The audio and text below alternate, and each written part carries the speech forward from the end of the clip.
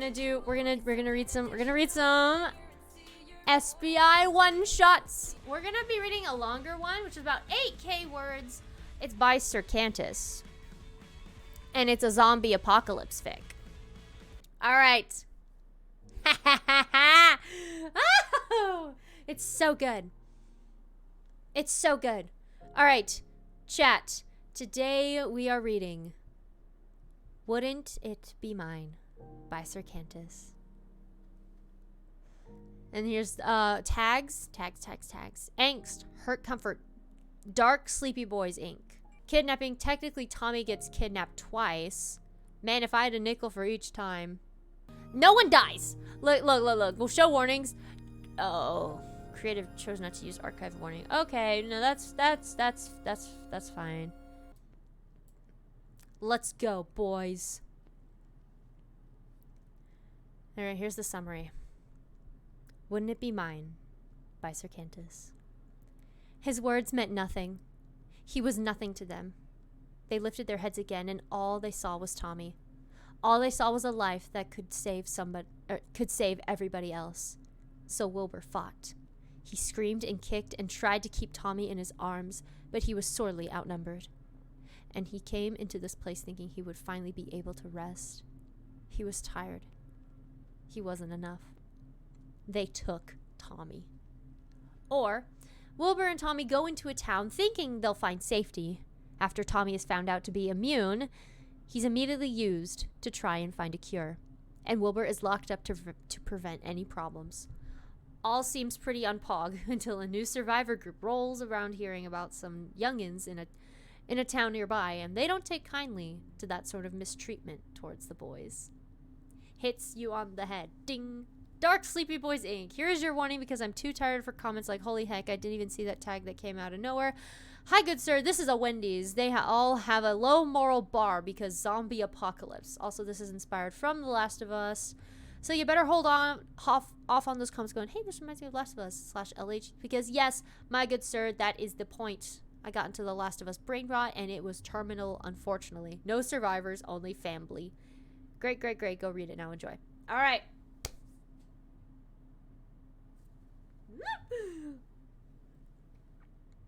It was a mistake to ever come here. Wilbur knows that more than ever now. He repeats it to himself over and over like a broken record, pushed beyond repair. They shouldn't have ever come here. So what if winter was about to hit? So what if the food was running low and the nights were getting colder and colder with each passing moon? So what if the hordes were getting harsher and Wilbur was getting tired? So what? They could have survived. They could have pulled through, endured something. It would have been better than this. When Wilbur saw the towering doors of the survivor base, he thought it was a symbol of hope. He thought it was their chance, a single perfect chance for them to finally be okay. They wouldn't have to sleep outside in the snow anymore. They wouldn't have to keep an eye out for zombies or hide when the occasional stranger came by. Wilbur would be able to breathe. Tommy would be able to live as a kid should, happy and safe. Guns were pointed at them when they approached, but they were lowered the moment the people up there realized who had stepped forward. Wilbur thinks of himself as a hard-looking survivor through and through, but he knows he's considered young. He's barely scraping 19, and while that's adult enough for him, he was a child when the apocalypse hit. For some reason, that makes other survivors go soft. Not as soft as when they see Tommy, though. Tommy is a kid. Try as he might to prove that he's not, he looks the part regardless. He's 15 years old, too small, too angry, with bright eyes that have seen too much. People see him and they take pause. They look at him like he's an extinct species. And really, he is. You don't see children all that often in this world anymore. They let them in without problem. Wilbur's heart had soared with relief, and he hugged Tommy tight, taking his hand in his. They walked together, thinking this was where they'd find home, that they thought it could be a new start. But this town was thorough in keeping the place secure. Part of the routine for letting new survivors in is to check them over for weapons, for signs of being in enemy camp, and for zombie bites. Wilbur refused, and then he lied, and then he fought. But they found the mark hidden underneath Tommy's sleeve anyway. That is when he grew desperate. That's when the world came crashing down around him and he was on his knees, strangers holding him in place. "He's immune!" Wilbur had cried to them, his chest heaving as hard as he heard Tommy scream for them to get away. They both know what happens to infected people. They don't usually survive one way or another. "He's immune! He's immune! The bite is over a year old!" "That's not possible," someone murmured. "I'm so sorry. He's so young," someone else said, words of comfort that Wilbur couldn't care less about. "It's true!" Wilbur had screamed back. "Look at it! Just look at it! Tommy, show them!" And Tommy did. He held out his arm with swears streaming from his mouth, telling them all that they were idiots who liked their guns a little too much. They must be compensating. "And do I look like a fucking zombie to you, dipshit? Am I trying to eat your brains out? You know how quick it is." Wilbur's always been good at talking, and he's still good at it now. His words quick and precise and to the point. Even with his heart wanting to beat out of his chest, he argues for his brother's life. "You know how long it takes for the infection to take hold. That bite is scarred over. It's a scar now. No one lives long enough for it to scar." It doesn't take long for them to realize his point. Disbelief holds through the air, and Wilbur wrestles out of numb hands so he can cradle Tommy close. Tommy huddles into his chest, and Wilbur presses his back to a wall. He waits for the pin to drop. He waits for it to sink in. And it does. They lift their heads to look at Tommy, and they look at him with hope. "We have doctors," they once said, and Wilbur's heart had jumped at that sentence. "We have a hospital nearby. It has equipment, working equipment." "No," Wilbur told them all, but it fell onto deaf ears. "We could conduct research," someone realizes, eyes going wide with the desperation of having this nightmare end. Could we make a cure? Off of him?" "No," Wilbur hissed out. He hugged Tommy even closer, Tommy digging his fingers into his shirt. "You can't touch him. Don't touch him." His words meant nothing. He was nothing to them. They lifted their heads again, and all they saw was Tommy. All they saw was a life that could save everybody else. So Wilbur fought. He screamed and kicked and tried to keep Tommy in his arms, but he was sorely outnumbered. And he came into this place thinking he would finally be able to rest. He was tired. He wasn't enough. They took Tommy. Then they moved Wilbur and put him into a cozy little room, a nice apartment meant for newcomers. They suggested for him to settle in, to calm down, to wait. They told him updates on Tommy would be given to him. All he had to do was comply. Wilbur knows bullshit when he sees it. He acted accordingly. The apartment wasn't fit for living when he was done with it, so they moved him somewhere else, to a smaller room, somewhere with less furniture to tear apart and something without a breakable window. They told him that if he behaved, he'd be given info on Tommy. And again, Wilbur showed them exactly how he felt about that. They moved him one more time. He didn't get much of a room anymore. He got a cell. A place with concrete walls and a mat for a bed. There was a tiny barren window up in the corner, and the air was frigid, enough to freeze him right down to his bones. It was for his behavior, they said.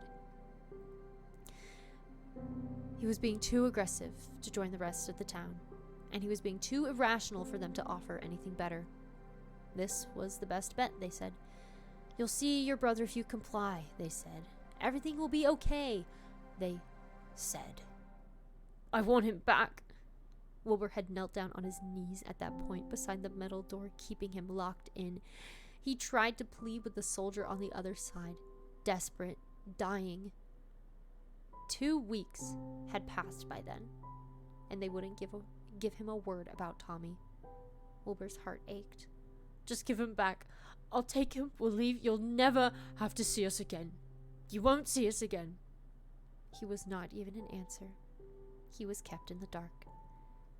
Days kept passing. Wilbur lost track of them. He fell into fitful rest, freezing cold underneath thin layers of blankets. He was given food, but it wasn't much, which felt bitter, considering he knew how big this town was. He knew they had resources to spare. But now he was considered a prisoner to them, a danger to their cause of survival. So he wasn't granted anything more. A slow month of hell passed. Cold, quiet, dark. Bits of info was given to Wilbur, mostly by soldiers who pitied him and his situation. They told him Tommy was safe, and they were doing tests. They told him Tommy was causing a ruckus and tried to escape. They told him progress was being made. It was the most miserable month in Wilbur's entire life. He thinks a part of him might have died during it, withered away underneath the crushing weight of helplessness. The winter raged on, and Wilbur endured. His anger kept him warm some nights. His grief froze him solid on others.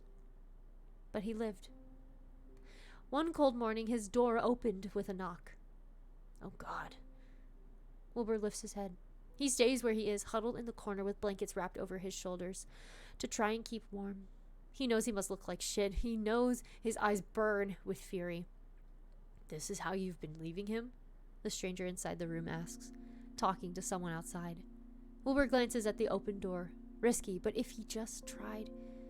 "Think we can give him anything else? Last time we gave him an apartment, he put a hole through the drywall. Scared the shit out of the neighbors." Wilbur huffs, slight amusement running through him. The stranger gives a sigh. "All right." They look at him, holding a placating hand out, speaking slow. Wilbur bares his teeth in a mimic of a smile. "Hey, my name is Dream. I'm one of the doctors leading the research at the hospital for your brother's..." "Where is he?" The air somehow goes impossibly colder. Wilbur doesn't shiver. He doesn't. He just glares with all the pent-up anger he's been collecting in these past weeks. His hands itch for a gun, a knife. Lord knows he has his targets. "At the hospital," the doctor answers him. It's not specific enough. Wilbur's going to have to search the whole building when he gets out. "I wanted to come and introduce myself and tell you about our progress. We've recently made a breakthrough." Wilbur's heart stops. His anger doesn't fall away, but it falters. "What?" His voice sounds so small, and he hates it. He can't help it, though. There is a dangerous hope curling up in his heart. "We've made a breakthrough," Dream repeats. "We figured out a way to create a vaccine." Wilbur breathes in and breathes out. Then he sits up, blankets falling from his shoulders, racing hope in his heart, and it's not for the human race. "Then it's over. You can take whatever blood samples you need from him, and we can go, right?" Dream opens his mouth, but nothing comes out. There is a horrible, deep guilt in his eyes, and it scares Wilbur so much. "Tell me we can go," Wilbur says. "Please, we can go." "In order to make a vaccine," Dream speaks very softly, gently, like the next sentence will make Wilbur break into a million little pieces. "We need a part of his brain, a crucial part." The world is frozen. Wilbur blinks. Then he leans back, and he struggles to swallow down a deep horror crawling up. He licks his chapped lips and holds onto the blankets around him so tightly that his knuckles turn white. Yo. Wilbur tries to speak, but his words go out. The noise won't come through, and he tilts his head forward to try and combat against the way he feels sick. You're going to kill him," he chokes out, eyes wide. You're gonna..." "He won't live through the procedure, unfortunately," Dream confirms. And oh, the way he says that, like it's out of his hands, like it's not his fault, like there's nothing they can fucking do. Wilbur breathes out a shaky sigh, his body trembling. "You're going to kill him," he repeats. The words hurt Dream, and he can see it. "You're going to kill him." He says it again. Maybe if he says it enough times, they'll realize what they're doing, and they'll stop. They'll come to their sentence. They'll give Tommy back. I'm so sorry. The monsters have their minds made up. "You!" Wilbur tears away from his bundles of blankets, stumbling onto his feet, slamming into Dream. They hit the wall, and Dream's skull hits against the concrete. "You monster! You fucking monster!" Hands tear Wilbur away before Dream can even try to speak. They yank at his limbs and scream at him to calm down. Hands tear Wilbur away before Dream can even try to speak. They yank at his limbs and scream at him to calm down, but he won't. He can't. They're going to kill Tommy. They're going to kill his little brother, all for some vaccine that Wilbur doesn't even fucking care about. Let the world burn for all he cares. It's not like it's worth saving. He has seen what it is like. All that has ever mattered was him and Tommy. Just them living through it. Them surviving. But now, a gun presses into Wilbur's head. But he snarls out despite it. Someone is on top of him, restraining him, holding his wrists to his back. He's a kid! He screams at them. He's 15, he's a kid! Shouldn't that be enough to stop them? Shouldn't that be enough for them to wait? Kids are rare in this world. So rare. They don't live, they don't survive. Wilbur tried his best to beat those odds, and now they are going to ruin it all. Are you all right? The doctors keep Wilbur down, more worried about the state of their oh-so-precious doctor. Dream is leaning against the wall, his hand held to his head. Wilbur hopes he has a concussion. He fucking dies. I'm all right. I'm fine. Let him go, Dream reassures, standing up straight. No chance, the soldier on top of him says. He's gonna try strangling you if I let him up. I'll do a lot worse than that, Wilbur grits out, speaking with nothing but harsh anger. He's pressed further against the floor, face to the freezing ground. It burns against his cheek with how cold it is. Careful, Dream tells him. He's still young. That doesn't matter, Wilbur responds, and he says it with a sob. It doesn't matter how long I have. It doesn't matter if you think I'm worth saving. If you kill Tommy, I am killing you, and then I'm going down with him. You're being put on watch after all this, Dream mutters under his breath, looking sorrowful. I know this is hard. I know you're in pain. You have no idea what I'm feeling. I have been in here for weeks with nothing. No news, no info, no updates, only the occasional guard saying that my brother is getting experimented on like sort of lab rat. You know nothing. Dream takes a deep breath in. Wilbur sobs against the cold stone, a broken noise resounding through the room. This is going to save lives, Dream says. Like Wilbur cares. This could change so much. Just give him back to me, Wilbur begs. I'll give you anything at all, as long as you let him live. Footsteps come closer. Wilbur stares at Dream's shoes, and then watches the man kneel down. Hey, don't, Wilbur grits out. Fuck you. Wilbur, fuck you, Wilbur yells. I'm going to kill you, do you hear me? If you hurt him at all, I'm going to fucking kill you. He's not gonna listen to you, one of the soldiers say. Dream sighs, long and tired. Wilbur gives out a furious scream, trying to be let up. They won't budge. His arms hurt.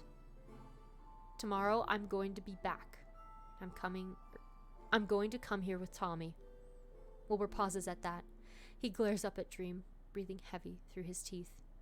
I'm going to let you both have a goodbye before his surgery. You'll be able to say goodbye.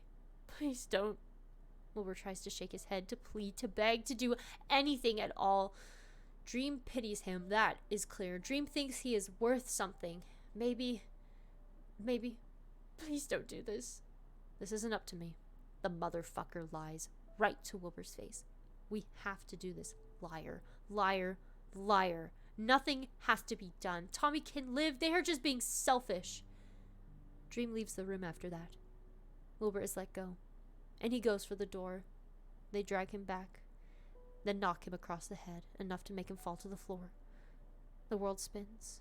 His ears ring, and the door creaks shut, locking with an echoing click. When Wilbur is able to stumble to his feet, he slams against it, fist punching away. He screams and shrieks through the metal, calling for Dream, calling for anyone. They do not answer, and they won't until tomorrow, when Tommy is brought. Wilbur stays screaming until his throat goes out.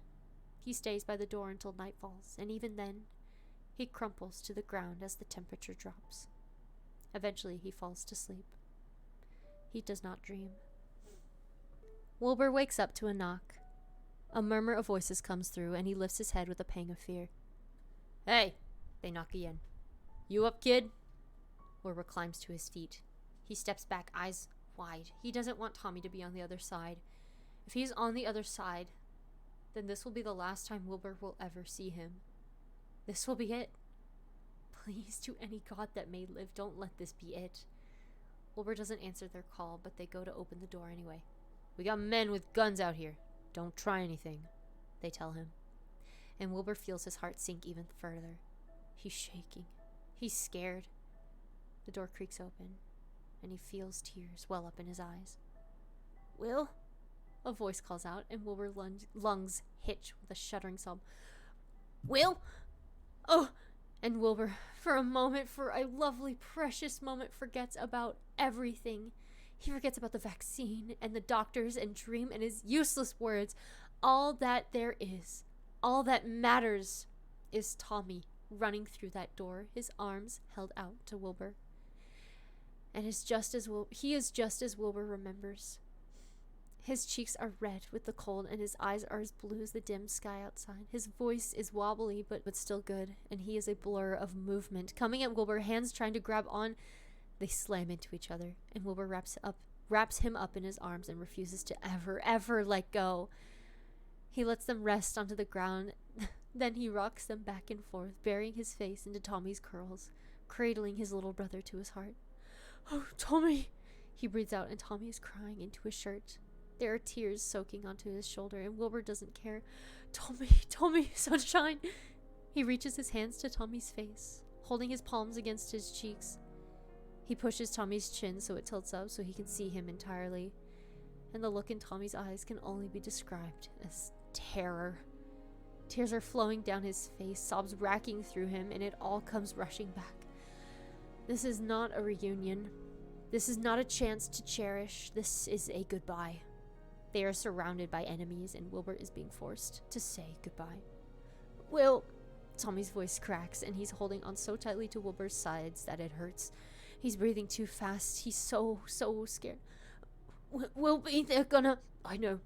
Wilbur cuts him off, and not wanting him to say it. "Maybe if they don't say it, it will not happen."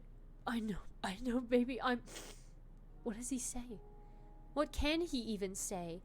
He cannot offer reassurance. It means nothing. He can't promise safety. It won't be given. I won't let them. What can he do? I'll stop them? How? He is powerless, left to only watch, to die inside as his baby brother is killed. "Well," Tommy whines, voice wavering with the name. "I don't want to die. I don't want to die." Wilbur gathers him back up in his arms and holds him close again. He holds him into the curve of his neck, resting his chin onto his head. His fingers thread through blonde hair, and then they tilt Tommy up so Wilbur can press his lips onto the crown of his head. He gives a kiss onto Tommy's forehead, then onto his temple, then onto his forehead again. "I'm so sorry." Wilbur can only offer that, and Tommy wails within his arms. "I'm so sorry, I'm so sorry." "Oh!" Tommy cries into his shirt, words muffled. "You can't let them. Don't let them." "I won't." Wilbur lies. He will lie because there is nothing else he can say. He will lie over and over. "I won't let go, Tommy. They're not going to take you. I'm not going to let them take you." Tommy shakes with another sob, and Wilbur holds him even tighter. "I'll kill them if they even get close. I won't let them take you." The words burn with conviction on his tongue, but they are destined to turn to only ash. "You're safe. We're safe." Wilbur rocks them again, pressing his face into the top of Tommy's head, trying to hide them both from the world around them. He tries to hide Tommy in his grasp, tries to turn them away from the people at the door.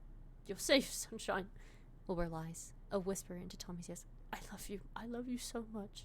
"I love you too," Tommy chokes out, and he takes a shuddering gasp and, "I love you too." He repeats, and it feels like he doesn't want to say it, doesn't want to admit it, doesn't want this chance to be their last. Wilbur doesn't know how long they sit there, but it's not enough. Tommy cries. Wilbur holds him. And they are not brothers in blood, but they are brothers regardless. They are family. They are together. And then, "Tommy," Dream calls, and Wilbur opens his eyes. He gives a withering look of danger and scoots back, holding his brother tightly. "It's time." "No," Wilbur tells them. Tommy grips on for dear life, wishing, praying that his older brother will defy the odds. He'll fight them off. He'll kill them all. He'll protect them both. Dream looks stricken, but he is set. "It's time for him to go, Wilbur." "No," Wilbur repeats. "He will be heard. He will have them listen. You're not taking him. You can't take him. Wilbur. Tommy whispers out, terrified. It's okay. Wilbur whispers back, and he kisses Tommy on the side of his head. It's okay, sunshine. It's okay. Make this easy for us, Dream tells him. I don't want to tear you both apart. Well, you're doing that anyway, aren't you? Wilbur snaps back. You're fucking monsters. He's a kid. He's my kid. You can't do this. I have to. You don't. A beat of silence passes. Dream's pity turns to stone. There is nothing behind his eyes, and he turns away. Go in, he says, and the room fills with people holding guns. Please, Wilbur begs them, trying to grab onto their sense of humanity. Please don't do this. They don't have humanity. Wilbur doesn't think anyone in this damn town has any humanity at all. They come closer, and Wilbur turns away, his breathing picking up. Get away! He yells, and Tommy screams, No, no, no! It takes 3 men to pull Wilbur's arms open. It takes 6 to put him down when Tommy is torn away. Tommy screams, loud enough to make all their ears hurt, and he kicks and swears and bites the hands pulling him away. Wilbur is pressed into the floor, people shoving him down, keeping him still. Get off of me! Tommy reaches to Wilbur, and his arm is grabbed and tugged the other way. He refuses to walk, so they drag him. His feet kick and skid across the floor, and he screams again. Wilbur! Tommy! Wilbur screams back. Tommy! He tries to lift his head, tries to keep his eyes on Tommy's face. He watches him struggle, watches him disappear out the door. He hears him wailing down the hall, a broken, desperate noise. I love you! I love you! He tries to say as precious last words of comfort. Tommy, I love you! He doesn't know if Tommy hears it. All he knows is that Tommy is getting farther and farther, and he refuses to stay down. The people above him grunt as he tries to push against their hands. And Dream walks back through the dorm, something in his palm. Hold him still, he says, and Wilbur swears and threatens him, hissing out insults and hate. Just relax, Will. It's all right. It is not all right. It will never be all right again because they've taken his Tommy to go and be killed. Something pricks Wilbur on the neck. He fights, then yells as Dream leans back, standing to his feet. How long is this going to take? One of the guards asks, clearly done with the ordeal of holding him down. Not long, Dream responds. Wilbur cries out with a sob, trying to talk past the chasm that's settled deep into his chest. You're killing him with me, he tells Dream.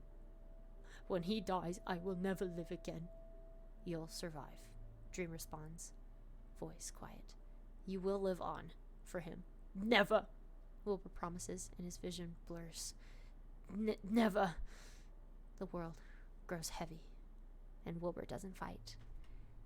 He closes his eyes and lets the medicine pull him under. He hopes he will never wake up. The winter air is as harsh as ever. Snow falls gently from the sky, and the wind howls through the streets, cold and sharp. The sky is dim, and the day is early. Technoblade stares up at the gates of a town. He stays out of sight within the trees, counting the people walking along the top.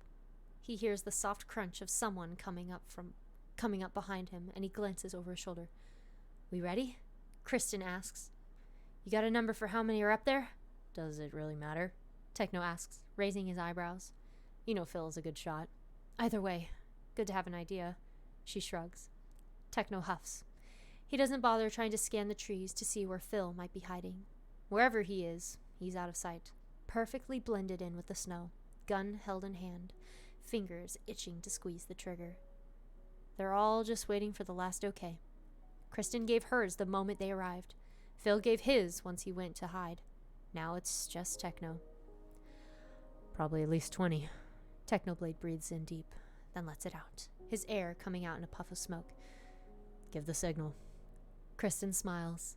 She walks away, much quieter than she did before. Technoblade sticks to where he is and stays staring at the doors. He listens to the sound of the wind, the cold air rushing through. He rubs his palms together and feels a quiet sort of excitement buzz through his veins. It's been a while since they've had a good fight. A low rumble grows through the air. It's not noticeable at first, but Techno catches it because he's expecting it. It rises and comes closer and slowly turns into a roar. The ground underneath shakes just a bit. And he turns his head with a smile stretching across his lips. A truck comes barreling through the trees, speeding without any stop. The people on the gates panic, shooting out with screams of surprise, but there's no one at the driver's seat. The driver jumped out before the truck left the forest. The vehicle slams into the gates with a deafening crash, making the entire wall shake with a screech of metal. Things go unsteady, but then they settle. Just for a second. Technoblade grins wide.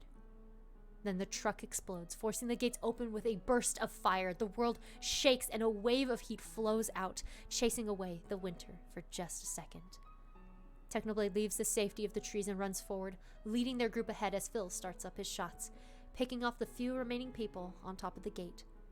Bodies fall and land onto the floor as Techno runs past flickering flames.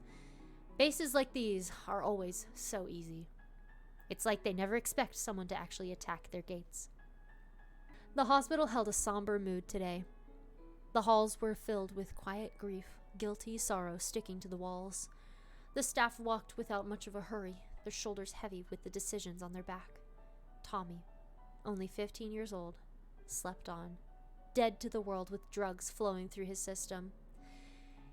He would never wake up from this forced sleep, and everyone knew this. It was hard to not look at him as they transported him along, prepping him for surgery. It would be even harder to carry out the procedure, to watch his heartbeat go quiet. But it was necessary. It was needed. The staff lingered around their stations, waiting for the surgery to be done.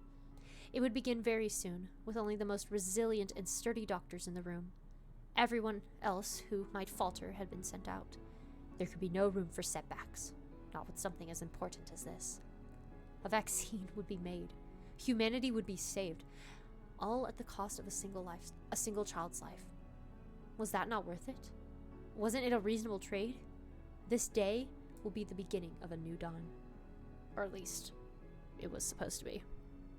Alarms blared loudly through their halls, red lights flashing on and off. The sounds of explosions echoed across the sky, and soldiers ran across the floors, guns in hand, yelling out that they were under attack. The town was under attack. The surgery had to be postponed. It was not safe to go through with it, for the hospital had already been infiltrated. Technoblade makes a quick stride through the front doors of the hospital, ignoring the still warm bodies at his feet. Nikki follows right behind him, gun held tightly in her hand, her face looking pinched. You could have mentioned that they were going to kill the kid today, Techno huffs out, sending off 2 bullets to the men coming down the hall. Nikki sends off 2 more, and the soldiers hit the ground. Would have been helpful. I only knew he existed a day ago. Don't blame me, Nikki says back, shaking her head as she watches a few nurses cower against the walls, their hands held up in surrender. God, don't think they'd actually go through with it. Even during an attack, would they? People are desperate. Techno stops in his tracks, eyes set on a single doctor who's trying to stay hidden against the doorway. I mean, they're killing a kid. Why would they wait just 'cause someone's trying to blow up their gates? He grabs the doctor by the arm, forcing them to their feet. Please, please, the person pleads, voice shaking as they hold their hands up. Where are they having the surgery? Nikki asks, calmly, patiently. You have to know. The doctor shakes their head. You don't understand. Listen. Technoblade tilts his gun up and presses it into the base of their throat. They go still, eyes wide. Where? Nikki repeats. A beat passes. The alarms blare. Technoblade presses the gun further into their neck. Where? Nikki insists. It could change everything. The vaccine! A gunshot rings through the hall. Techno pushes the body to the side, then moves on to the next nearest person. He forces them up, and then holds his gun up as well. I'm not going to be as patient with you. I'm asking once, Technoblade says, a hint of a smile on his face. It is not kind. Where is the surgery being held? Top floor. Far side. And Techno lets them go. They fall to the ground, and Nikki moves ahead. Techno follows at her heels. The alarms are blaring on, soldiers are covering each door, and the town outside is in chaos. The fire at the gates has only grown worse, consuming everything in its path. Kristen moves through the buildings, riling up fights, sending her people off to hit them where it hurts. Maybe, in another life, she'd feel guilty for destroying these people's lives, for tearing up everything they know, for destroying their only sense of safety. In this life, she holds nothing but contempt. All it took was Nikki's word and she was on board. It wasn't hard to have Techno and Phil come with. The surgery room is a blur of panic and raised voices. Dream moves with shaky hands, trying to get his equipment ready, trying to ignore the red light flashing through the window on the wall. "Doctor, should we be going through with this? The town," one of the others asked, their movements faltering. Dream gives a withering look. "We can't pause for the town outside. This room will be safe. If we stop now, we might never get a chance to try again. Continue." He gets obedient nods in return, and Dream turns his gaze down onto Tommy.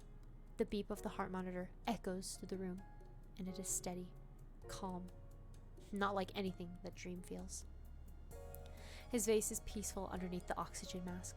Nothing at all like how it was when they had to strap him down, wrestling him onto a table. He gave them hell and gave Dream quite a bruise. His chin still hurts from a lucky swing. "Okay," one of his people say, taking in a quick, nervous breath. All set. Ready when you are, Doctor." "All right."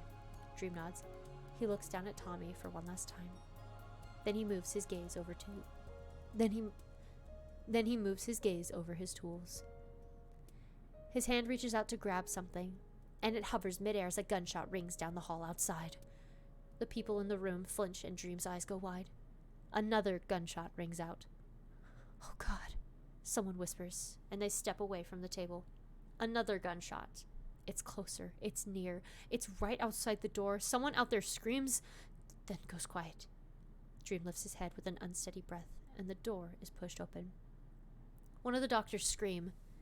Technoblade stands still by the doorway, clothes covered in blood. His gun sits warm on his palm and looks through the room with an unyielding glare until his gaze lands on Tommy. Then his face goes soft, and there's a relief on his shoulders. "Were we too late?" someone asks. Dream tilts his head, confusion coursing through him. "Nope, just in time." Technoblade steps to the side, and Nikki steps in front, gun raised up high. "Nikki?" Dream asks. Techno narrows his eyes. "You know him?" He glances at Nikki. "Yeah." Nikki gives a slight nod. "I do." Then she shoots Dream in the knee. Twice. He screams, falling to the floor, blood spilling out onto his pants. The doctors cry out in alarm, huddling against the walls and counters. "He was in charge of the research," Nikki continues. She walks forward, looking dead set on putting a bullet through Dream's head. But Techno holds her by the arm. He walks ahead of her. "Was he?" he asks, slow and thoughtful. "Now, I have to ask, what made you think it was a good idea to experiment on a kid for a vaccine that might have not even worked?" Dream bares his teeth, gritting out his words. It would have worked, and it was for the good of humanity." "Humanity," Technoblade repeats, and he says it like it's a bland word. He steps over to the operating table, putting his gun away. "Where's the humanity here?" he questions, carefully pulling at the needles in Tommy's arms, taking away the oxygen mask over his face. "Don't touch him!" Dream yells. "We need this! You don't understand!" Techno asks as if he can't hear him. He pulls Tommy closer, carrying him into his arms. "God, he's so small," he murmurs. "How old is he?" He aims the question at Nikki. 15, she responds. Technoblade gives a heavy breath out. 15. Jesus. He had been tiny when all this started. He takes Tommy off the table, holding him close against his chest. Tommy lays limp, undisturbed, still asleep. Techno turns to the rest of the room, his attention stuck on Tommy's face. For a second, he seems sorrowful, caught up in the reality of the world they are in. Then he looks at them all, and he's deadly. "We should head back," he hums, looking towards the door they came through. "Kill them all." "No!" Dream holds his hands up, and the rest of the doctors scream. Nikki ignores them all and fires off 3 shots. Kristen meets them outside with a good amount of of their people keeping a tight circle so that nothing comes to hurt them. Technoblade walks through the front doors with Tommy in his arms, the kid wrapped up in the blood-soaked coat he was wearing on the way in. You couldn't have put some shoes on him first? Kristen asks, coming up to them with her hands held out. She hovers near, but she doesn't touch Tommy. It's cold out here. We were kind of in a hurry, Techno defends. I don't want to stick around here any longer than needed. Still, Kristen clicks her tongue. It's cold. He's going to be cold. Just because he's knocked out doesn't mean he won't feel it when he wakes up. She turns to their people. Someone get something to wrap his legs up. They all scatter to see if anyone has cloth. Where's Phil? Techno asks. Kristen turns back to him. Off getting his brother. She nods to Tommy. He's looking through their prison cells for him. Should we go help? Nikki asks, and Kristen smiles. Oh no, I'm sure he's got it. For a place that's meant to be a prison, this place was awfully unprotected. It's a little too empty, but that just might be because all the guards ran out the second they heard gunshots down the hall. What good they were, keeping watch over the prisoners. Phil is slightly bitter over it, but he finds comfort in knowing this town won't recover enough to have the same again. He combs through all the cells one by one, opening up each door with a patient hand. Most of them are empty. Some of them have people, but they're hostile the second Phil opens the door, and they don't match the description he's looking for. He shoots them dead when they get too close, and then he moves on to the next cell. One by one, he goes on and on. Gunshots ring through the hall. Blood seeps out past open cell doors. He opens another cell, turning the lock with a short whistle. He wonders quietly if Techno's gotten the kid yet. He wonders if Kristen is done setting fire to the town. The door creaks open, and Phil raises his gun up in advance. Nothing comes. He blinks, then cranes his head in. He listens hard and just hears a soft, quick breathing. He looks a bit more. Someone is curled up in the corner of the room, covered in dirty, thin blankets, trying so hard to be smaller than he really is. Phil holds a hand to the doorway, staring into wide eyes. They're brown. He checks their hair. Brown too. Curly. Bingo. He smiles, trying to make it as friendly and kind as he can. Her mate. You Wilbur? He greets. And Will narrows his eyes. He huddles further into the wall, hiding half his face into the crook of his arm. He looks at Phil like he's a particularly ugly cockroach that's found its way into his cell. Phil takes a look around the room again. The wind blows through the barred window up above, and Phil makes an upset huff. They've just been letting this place stay open to the winter air. It's cold in here.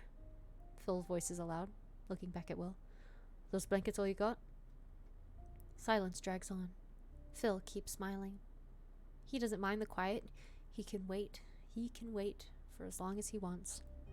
He takes a few steps forward, gun held loosely at his side. Wilbur sinks away from him, looking wary. How long have they been keeping you in here? If Tommy's been over at the hospital. Wilbur's expression goes strained. Tears fill his eyes, and he shakes with something that isn't just the cold being too much. He tries to hide away into the corner, as if Phil's the worst thing that could have ever come for him. Oh, mate. Phil steps closer, kneeling down. Hey, I bet you're real worried about him. He's dead. Wilbur spits out, words muffled and tired. He's fucking dead. He's not. Phil corrects. In fact, he's safe and sound with my group. Wilbur goes still. He jerks his head up, a sliver of hope on his face. You're lying, he blurts out. What reason would I have for lying? Phil asks. What would I get for that? My trust, Wilbur grits out. You want to try and get me to join the town? This isn't my town. Phil shakes his head. And my people don't have a town, really. We sort of stay on the move most of the time. Travel to here and there, see what's around. He leans his elbow on the top of his leg, resting his chin into his palm. We came near here about 2 weeks ago. Found out yesterday that this town had 2 kids in their walls. One getting tests run on him for supposed immunity, and one locked away because his brother got stolen. I'm not a kid, Wilbur denies. And Tommy... He hesitates on the name. You're not a kid, Phil agrees. Although you're still a teenager, and those are hard to come by these days. Wilbur blinks, slow and exhausted.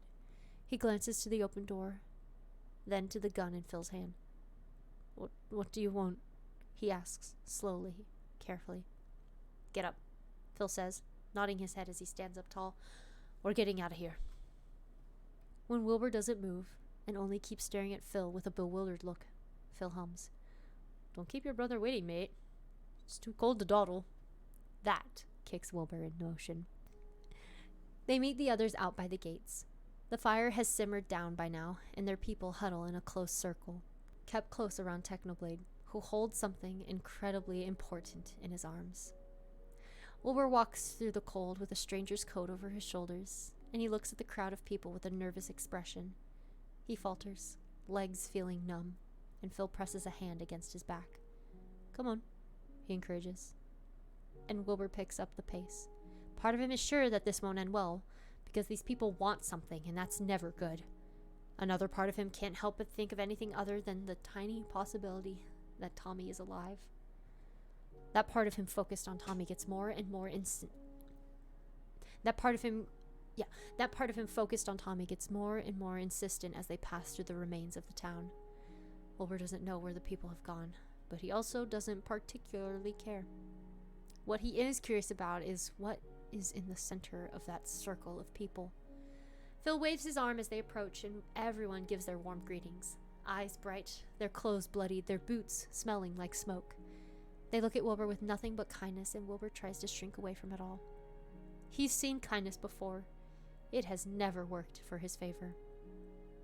Phil pushes him forward again as he falters. He tries to push back, but the people are encouraging him on, and he's getting tugged gently by careful hands. It's right over there, Wilbur, Phil says, and Will looks. Breath hitching in his chest, he looks and searches, expecting it to be a trick, expecting this to be a cruel joke. It's not. Tommy, Will breathes out. Then he moves, and the crowd parts the rest of the way. Tommy! He calls, seeing his brother held in a stranger's arms, limp in a way that's just terrifying. He rushes to Tommy's side, and the stranger holds him out a bit. Not for Wilbur to take him, but to make sure he's all right. Will cradles Tommy's face close, tears falling down his cheeks, hands trembling against Tommy's cheeks. He is alive. He is beautifully alive. Face red, his breath steady, his skin unharmed. Wilbur makes a small laugh from the sheer relief. And then it turns into a sob as he presses his forehead against Tommy's. Someone makes a low, sympathetic noise. Wilbur pulls his attention away to look towards it, and he sees a woman standing to the side, her hair dark with speckles of snow all across it. There is blood on her clothes. Phil is standing right beside her. They're both looking at him. It's a little unsettling, honestly, but not unreasonable. Wilbur sobbing over his baby brother. He would be staring too if it were them. Wilbur swallows, then glances at the rest of the people around them. Plenty of eyes stare back, joined with smiles and soft looks that feel strange to have pointed towards him. Will looks at the person holding Tommy. He's looking down at Wilbur with an expression that Wilbur can't figure out. He would maybe call it fond. He sets his jaw, his throat feeling tight. The moment is nice. He's glad to have Tommy, but all these people staring are making him on edge. He doesn't like it. It feels weird. There is something weird about this. I can take him, Wilbur offers, holding his arms out for Tommy so he can take them both somewhere better. The man just steps away, holding Tommy closer, and Wilbur has a second of panic course through him. Nah, it's a bit of a walk. You don't look up to it. At Wilbur's fearful face, he adds, but you can stay right next to me the whole way. He's not going anywhere. Wilbur nods, slowly processing those words. He wipes at his face, then pauses. He looks at Phil. Where are you walking? Back to base, Phil replies. I've got a place set up for the winter. It'll be much nicer than here, I assure you. That's generous, Wilbur nods again. I can't thank you enough, really. They saved Tommy. They saved Wilbur. He can't ever be grateful enough, but now he owes them. They've saved their lives, and that must mean something. They'll want something. Wilbur doesn't like the fact he's surrounded right now. It's all right, Kristen waves a hand. You both deserve better, and that's what we did. Thank you. Thank you so much, Wilbur says, meaning it truly. However, I'd really rather me and my brother go on our own separate way. He holds his arms out again for Tommy. Techno just raises his eyebrows. It's winter. You'll both freeze out here. We've managed on our own before, Wilbur reassures, keeping his arms up. I'm not willing to trust others right now. That's reasonable. Techno nods, although we can't let you just go off into the cold on your own. Wilbur feels his chest squeeze with nerves. We will be fine, he insists, forcing each word, trying to make it clear that he wants out. He wants Tommy, and he wants to leave. Nah, it's too harsh out here, mate, Phil says, and Wilbur turns to him with a held breath. It's better if you stay with us for the time being. Better protection. You'll be safe. I don't... Wilbur glances around. He doesn't want to go with them. Just until the coal thaws out, yeah? Kristen asks, and she turns and moves, the crowd moving with her. Maybe you could head out in the spring, she says, but the tilt in her tone makes it sound like a funny thought, rather than a real chance. Come on. Technoblade walks along, carrying Tommy with him. The crowd pushes behind Wilbur, keeping him from being able to run off. He wouldn't even if he could, because Tommy... Let's go. Phil pushes at his back, and Wilbur stumbles forward. You and your brother are going to fit in just fine.